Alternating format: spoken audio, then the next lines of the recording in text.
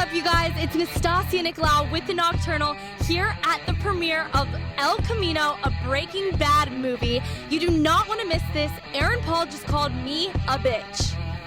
You want me to call you a bitch? Yeah. Thanks. Spoiler alert. How does it feel to be here tonight? Oh, it's exciting. I wish they would have kept the show going so I can get some more checks. It would have been a lot of fun. I hear that. I think it's great.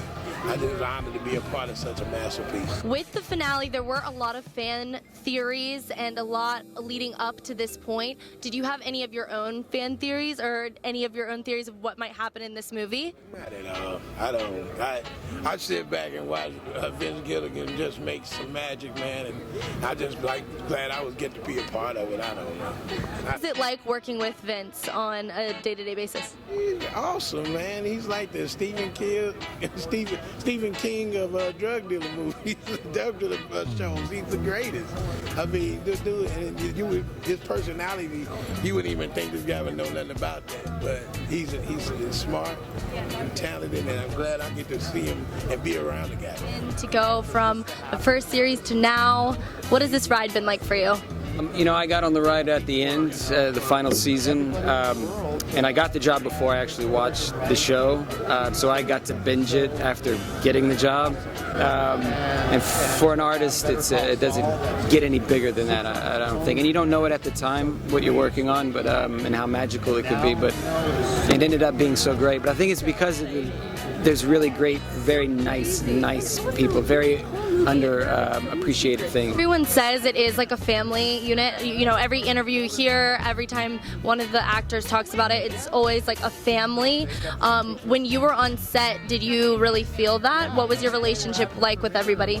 I did, because you know Brian, he helped every department, but not in an undercutting way. I mean, it was a very fatherly role he took, but it was very respectful. He wasn't trying to pull rank or anything, but he worked with everyone just to make what we're doing better.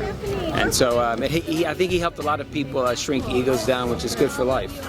You know what I mean? He's saying not everyone's out to get you. We're all trying to make something better than ourselves. Let's try it. So it's nice.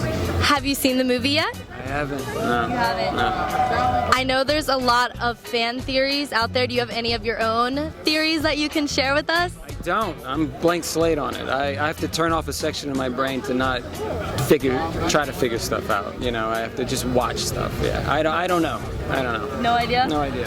And the mind of Vince Gilligan, he's such an interesting guy.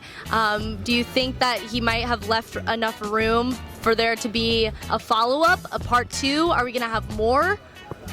Well, when you're talking about someone like him, and why we hold him where we hold him is because we can't really pinpoint what he does, or else we'd all be doing it, you know? So it's hard to know what he could do with that. I didn't think this story had anywhere else to go, really, but then he made a movie out of it, and so we'll see.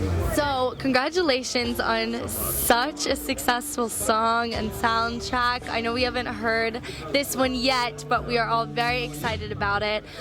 What was it like creating the music for this movie? It was a surprise, for one. I certainly didn't see it coming, and I don't know, I think a lot of people didn't see it coming. So when it came around, I was really shocked and thrilled, of course.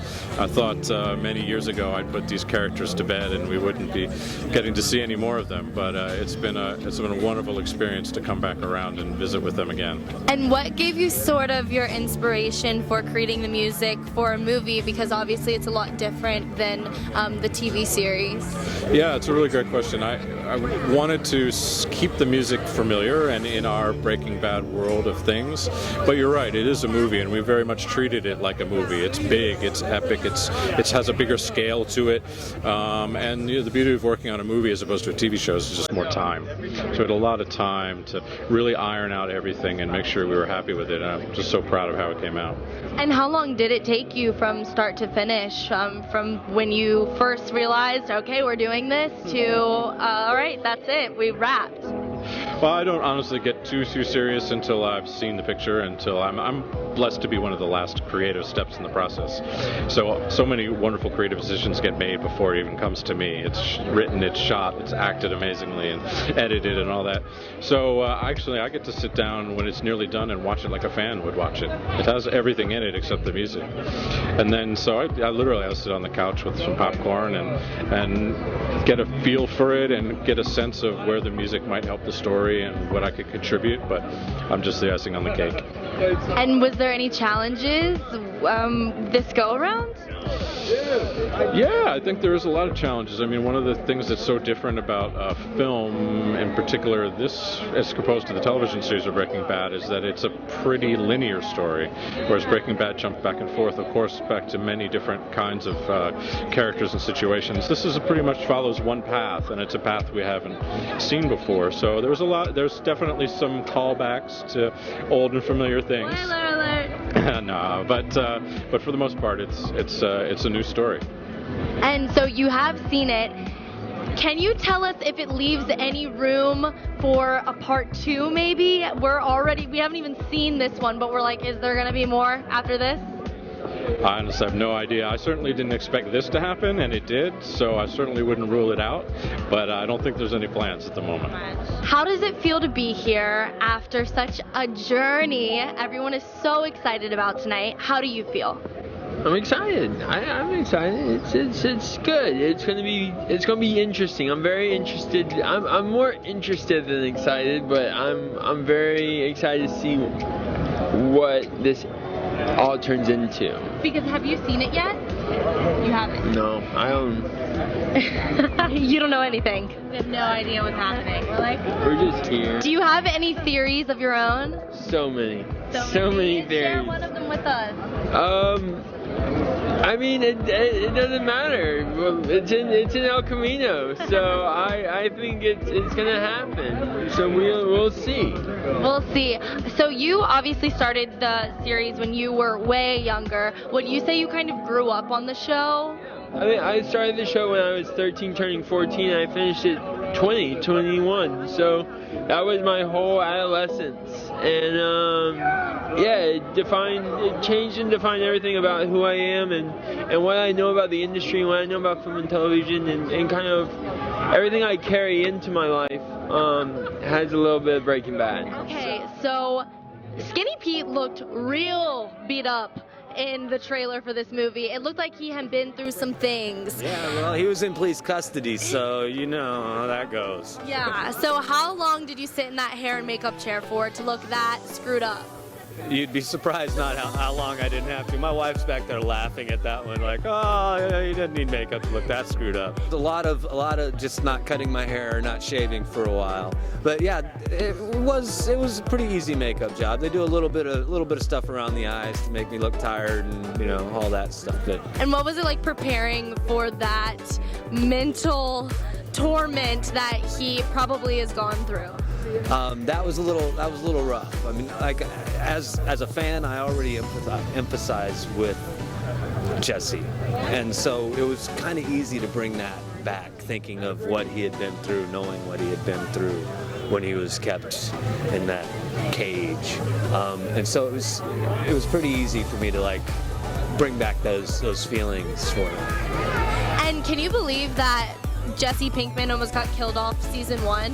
No, and luckily he didn't, because the only reason they brought me back is because they didn't kill him, because I was only supposed to be in one episode per season, and when they decided to keep him, they went, well, he needs to have friends, so let's keep that skinny stoner guy, and so they gave Skinny Stoner a name. So thank goodness.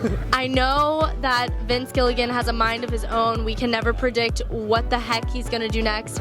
Do you think that there is going to be enough room in this movie for maybe a part 2? I know we haven't even seen this one yet, but we're already excited. I have no idea. I'd love it. If they hire me, I'd love it, because I love working with this group, and I love Aaron, I love Vince, I love the whole crowd, and so like to be able to keep working with them would be a dream. What was it like working with Aaron on this movie, and can you tell us any secrets about him? I can't tell you anything about the movie. I can tell you that Aaron's got a really cool kid and a wife, and he's grown up a lot, and it's really nice to see him again. And everybody's doing so good since the series ended, and it's really nice to see. Are you tired of calling everyone a bitch? No. Can you say you're a bitch then? You want me to call you a bitch? Yes, please. No, Please. I'm tired of calling people a bitch. No, I'm kidding. Hi, you're a bitch. Thank you. I appreciate it. Bitch. Thank you. Yeah, you're welcome.